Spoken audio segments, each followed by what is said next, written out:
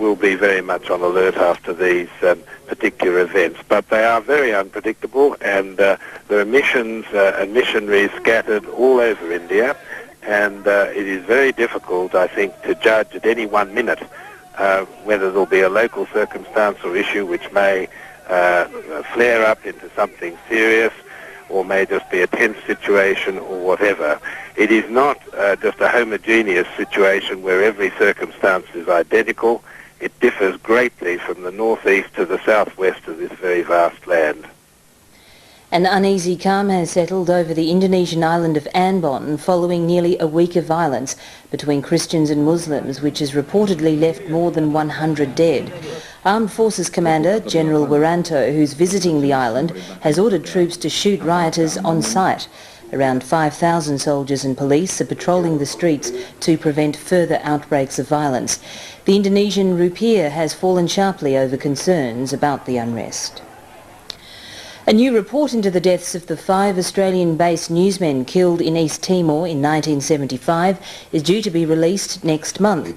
The federal government asked Tom Sherman, the former National Crime Authority chairman, to reopen his 1996 inquiry after new evidence came to light late last year. The conclusions of the new inquiry are currently being studied by Foreign Minister Alexander Downer. Human rights groups in Malaysia have called on the Australian government to push for the release of former Deputy Prime Minister Anwar Ibrahim. They say Anwar, whose sex and corruption trial resumes tomorrow, has been charged with bailable offences and that his continued incarceration is a fundamental injustice. Meanwhile, regional financial markets have been shaken by renewed speculation about the Chinese currency, the yuan. In the wake of Brazil's devaluation of the real last week, there are fears China may have to do likewise.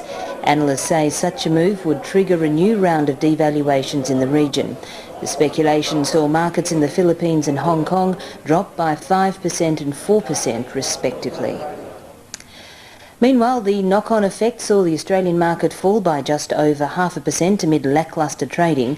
In Tokyo, the Nikkei bucked the trend, rising almost 0.5%, while Wall Street was closed for the weekend. And the Australian dollar was down against all the currencies on the screen. European Union foreign ministers are meeting around now to discuss tough diplomatic measures aimed at heading off all-out war in Kosovo. Their talks come amid one positive sign, the release of hostages and soldiers from both sides of the conflict. Home sweet home for Serb couple Zivka and Radosava Milicevic. They were among 5 elderly Serbs taken from their village last week by masked gunmen after an agreed deadline had passed for 9 ethnic Albanian guerrillas captured in December to be freed. One man put scissors to my neck, said Radosava. I said, go on, cut my throat. You die only once. The couple were held for 2 days until the Serbian military finally released the ethnic Albanian guerrillas as promised. The Kosovo Liberation Army members had been held in the Serbian city of Nice after a border clash. Reunited with their families, they too had stories of mistreatment, including from this 16-year-old military nurse. I did not believe they would ever release me, said Marita Ramadani. Every day they were beating me and swearing at me. This is the way they deal with civilians, even Albanian women. International Kosovo Observer Mission Chief William Walker says the hostage-taking must stop. It raises the level of sort of anger and outrage on whichever community is affected. Each instance of that, obviously, you have the threat that the other side is going to do one even bigger, more spectacular, and it becomes a spiral. European Union foreign ministers meeting later tonight on Kosovo will consider banning all Yugoslav and Serbian government members from their territories. But the move is unlikely to win unanimous agreement. Members still hope that Slobodan Milosevic's climb down last week on his threat to kick William Walker out of Kosovo might signal he's finally ready to keep his promises of peace. South Africa is reeling from the shock of an assassination and a massacre within the space of a few hours. The leader of the United Democratic Movement, Sifiso Nakabindi, was gunned down in his car. His death was swiftly followed by the massacre of 11 people. The killings followed 2 years of violence in KwaZulu-Natal province between Nakabindi's supporters and members of the ruling African National Congress. The violence that lurks beneath the surface of South African politics is back. A bullet-riddled BMW belonging to Sifiso Nkabinde, holed by dozens of shots from high-powered assault rifles as it left a shopping centre. His supporters blamed the African National Congress for the attack, and in retribution slaughtered everyone inside this home. 11 people, aged from 17 to a grandmother of 78, killed for living in a house near the town of Richmond belonging to a prominent ANC member. On the streets, police have been trying to prevent further revenge attacks, using tear gas and armoured vehicles to disperse crowds. Political violence has claimed 15,000 lives in KwaZulu since 1986, in clashes between the ANC and its traditional rival, the Zulu-dominated Inkatha Freedom Party, and more recently, the United Democratic Movement. Nkabinde, a former member of the ANC, had himself been charged and acquitted of murder, but had called for an end to violence. Here in Richmond, we have learned from the past experience that violence will never achieve anything. On the streets of Richmond, 800 troops are now deployed. Nkabinde's closest colleague joining the appeals for calm. All we can say at this point in time is that we are calling upon the government to please track down these murderers and bring them to court. Police killed one man after a gun battle and arrested 3 others thought to be connected with the killings, but they were later released. The assassination and massacre comes 6 months before South Africa's most important post-apartheid elections. Nelson Mandela, who cancelled a trip to Uganda because of the killings, will step down at those elections but leaves his ANC party as the country's dominant political force. The fear must be that increasing tension before those elections could bring more politically motivated killings. British-based Egyptian billionaire Mohammed Al Fayed has put up a new reward to help clear the mystery surrounding the crash which killed his son Dodi and Princess Diana. The Harrods boss has offered almost $3 million to anyone who can help trace the white Fiat Uno involved in the crash. He's also commissioned jazz singer George Benson to write a song in memory of his son. Al Fayed remains convinced the couple were killed as part of a conspiracy. Back home, and if the Republican movement has its way, tomorrow's Australia Day celebrations will be the last under the monarchy. With a referendum on the issue due to be held in November, the Republicans today stepped up their campaign for a yes vote. Republicans around the nation were out in force on the eve of Australia Day, hoping its focus on national identity will bolster their flagging support. We join other Australians in urging our fellow citizens to have the courage to make our nation a better and prouder one. Overwhelmingly, Australians want a prominent, contemporary Australian to play a national unifying role as our head of state. Someone who stands above and beyond party politics. A number of those originally backing a directly elected president have embraced the Australian Republican movement's model, a president elected by a 2/3 majority of both houses of Parliament. Opposition leader Kim Beazley's Australia Day speech urging other hardliners to follow suit. The monarchists' best opportunity to defeat this referendum lies in aggravating Republican divisions. Republicans from the Conservative side of politics are also urging a non-partisan approach to the issue. Meanwhile, the federal government's commitment to Aboriginal reconciliation has been called into question. It's gazetted a 68-year-old trespass law covering the area outside Old Parliament House where the Aboriginal tent embassy is located, outraging its occupants. We have never compromised. We're not going to compromise and we're not going to go away. My advice to the big government would be, whatever your powers, leave it alone. It's advice the government already appears to be adopting. Territories Minister Ian MacDonald says there are no plans to remove the embassy, and he says he's consulting on future plans for the structures.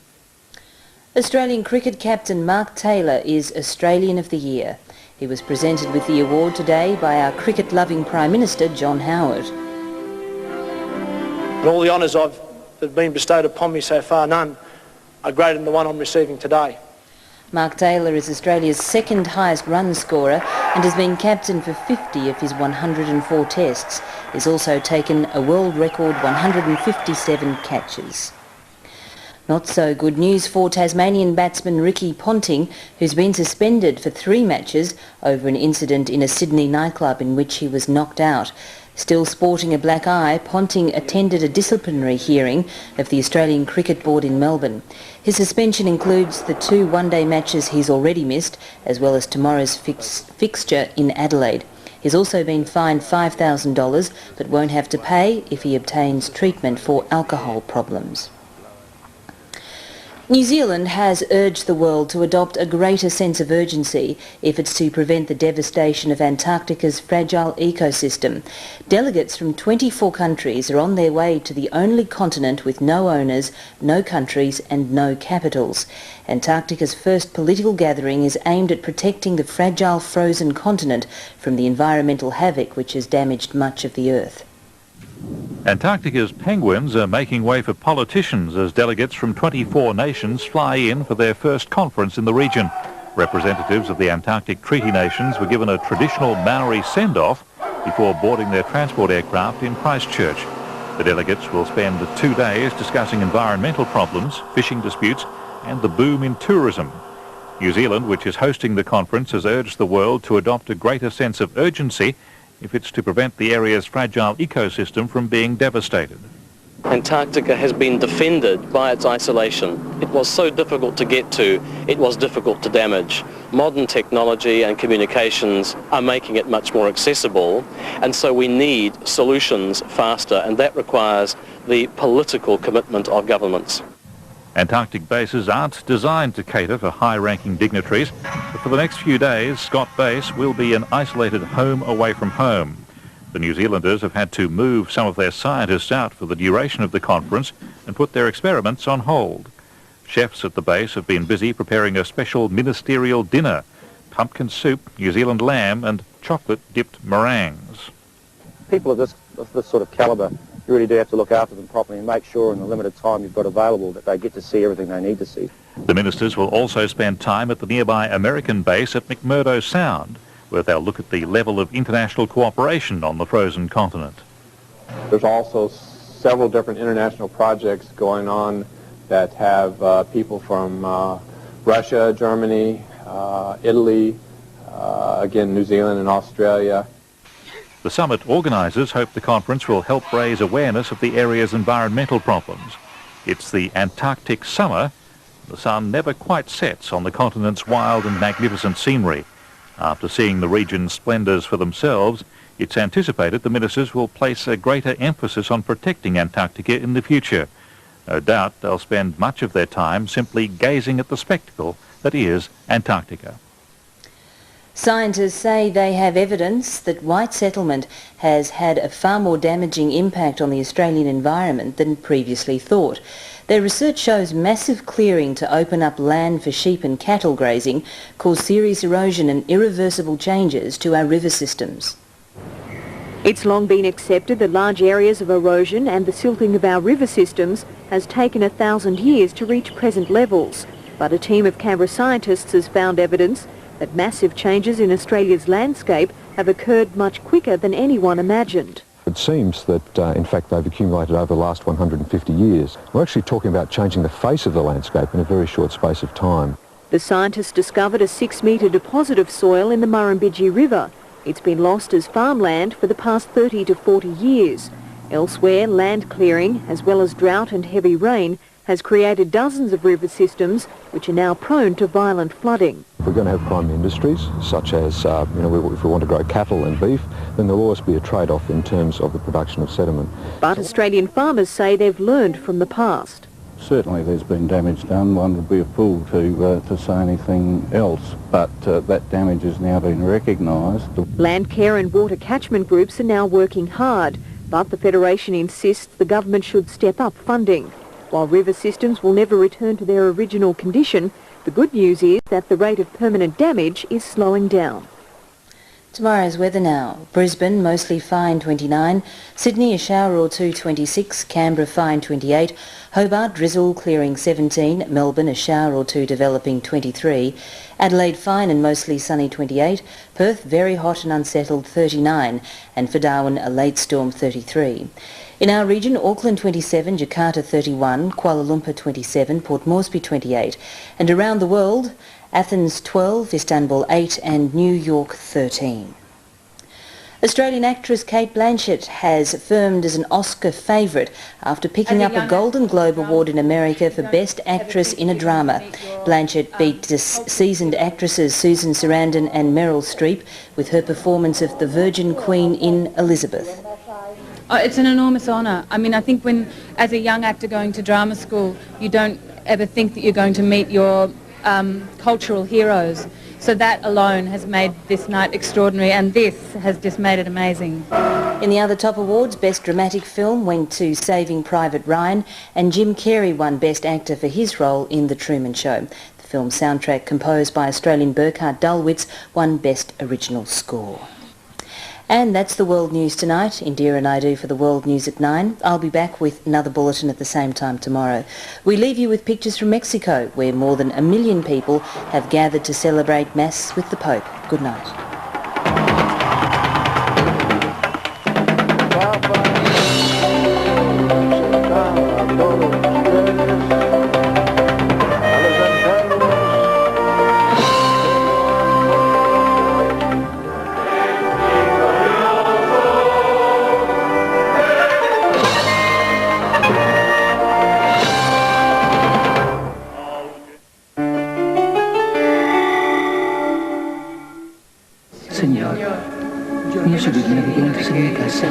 The truly wicked Pedro Almodóvar strikes again. Redentoras humilladas. With a different kind of convent. Si no te gusta lo quitamos y ponemos un póster de Mick Jagger. A very different convent. He traído una aguja nueva. Where the redeemed Dame unos cuantos ácidos, no seas rácana, para su estiércol. have become the redeemers. He pecado mucho. Well, almost. Dark Habits, a most ungodly comedy. 10:30 tonight. Tuesday, a road trip with a very special family. The Ashton Circus. We're on the road 12 months of the year.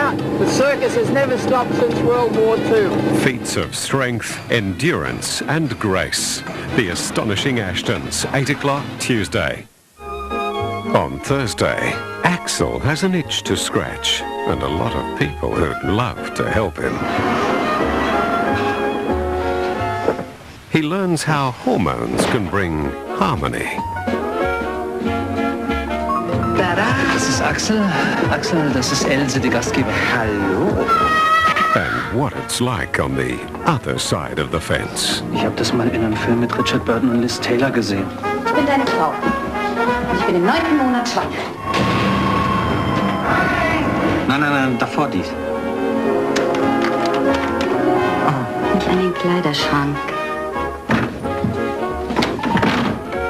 Norbert Brummer. Blinddarm oder Kind? Kind.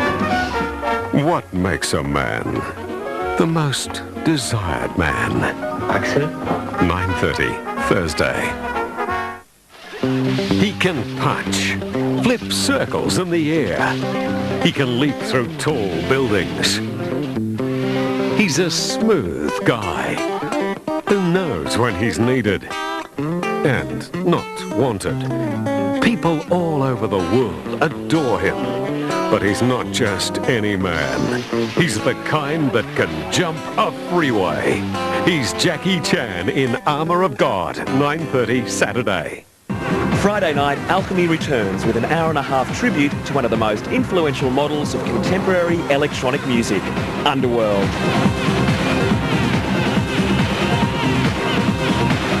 An Alchemy special, Underworld live at Belfort, 10:55 Friday.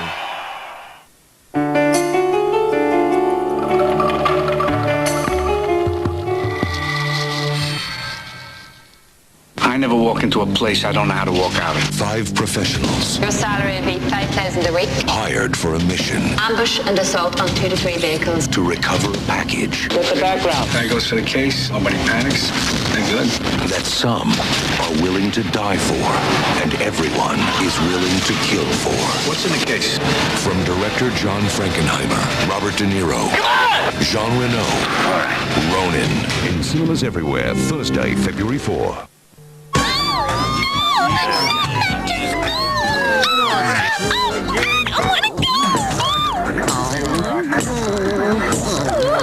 Go back to school with Australia's most wanted, Artline.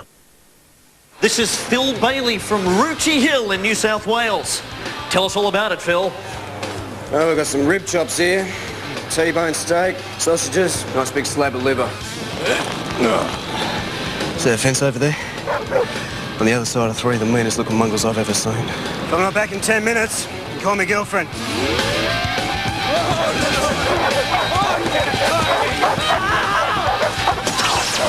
I lost the chops, sausages, liver. Sorry about the camera. Still got a T-bone. Well, you really are an original, mate. There you go. You deserve the original Thirst Crusher. Thanks. Solo, the original Aussie Thirst Crusher. Gang members drive around at night with their headlights off, and when someone goes to flash from their high-beams to warn them... Isn't there another story about a guy with an axe hiding in a woman's backseat? Is what we call an urban legend. From the producer of I Know What You Did Last Summer. And the idea of an urban legend serial killer. It's a stretch. Urban legend. Bloody Mary.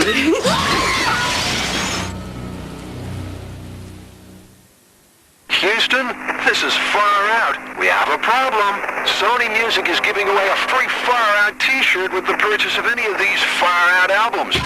Like Korn, Manic Street Preachers, Jebediah, and Fatboy Slim. Houston, this offer is too far out to last long. Could someone get me an album and Far Out t-shirt? Houston? In Houston, Far Out.